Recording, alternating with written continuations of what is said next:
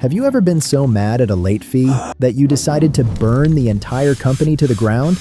Most people just pay the fine and complain. But in 1997, one guy didn't get mad. He got even. You see, back then, before Netflix, before YouTube, people rented movies from physical stores. Blockbuster was the leading giant, and they made $800 million a year, just from late fees. They weren't in the movie business.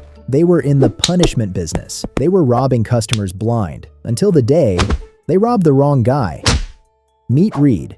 Reed is a smart guy, a math guy, but right now, Reed is terrified. He rented the movie Apollo 13 from the local video store 6 weeks ago, and he lost it. He found the tape eventually, but now he has to face the music. He owes $40 in late fees. That's about $75 in today's money, for one movie. He hands over the cash. His face turns red. Reed felt stupid. He felt ripped off. But as he walked out of that store, lighter in the wallet and heavy in the heart, a tiny gear turned in his brain. He didn't know it yet, but that embarrassment was about to destroy an entire industry. Let's back up.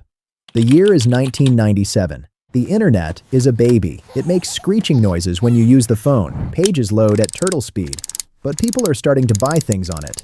Jeff Bezos is selling books online with Amazon.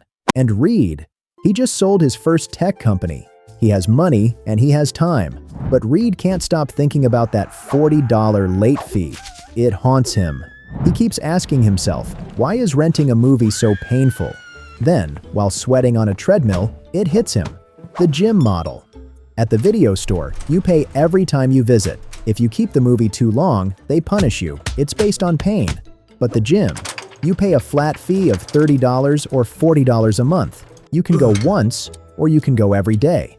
You can stay for 10 minutes or 10 hours. They don't punish you for using it too much. Reed thinks, what if movie rentals worked like a gym membership? Flat fee. Keep the movie as long as you want. No late fees. Ever. It's a billion-dollar idea. But there is a massive physical problem standing in their way. VHS tapes are heavy.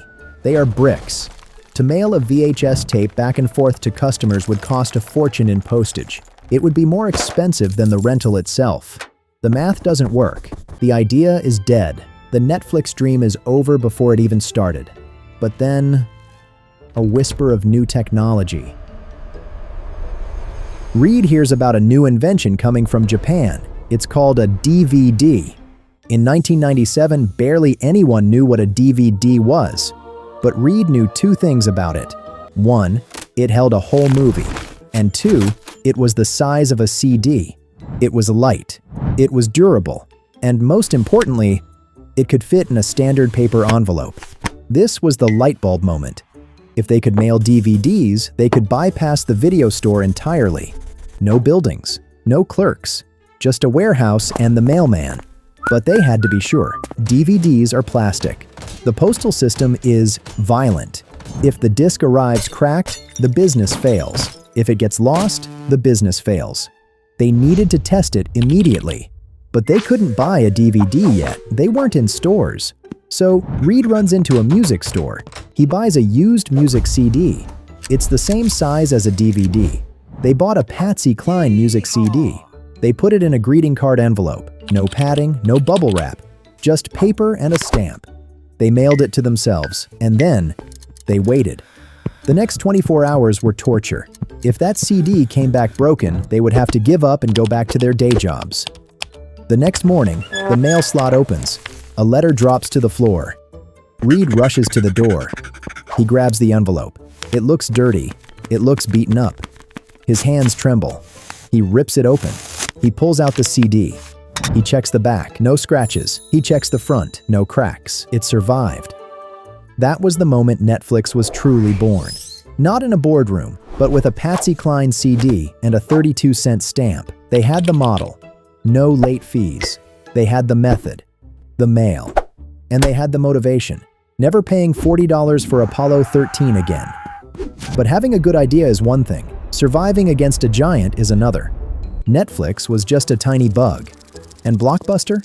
They were the windshield. Reed had the product, but he was about to pick a fight with a company worth billions. Netflix was born from a mistake. But keeping it alive?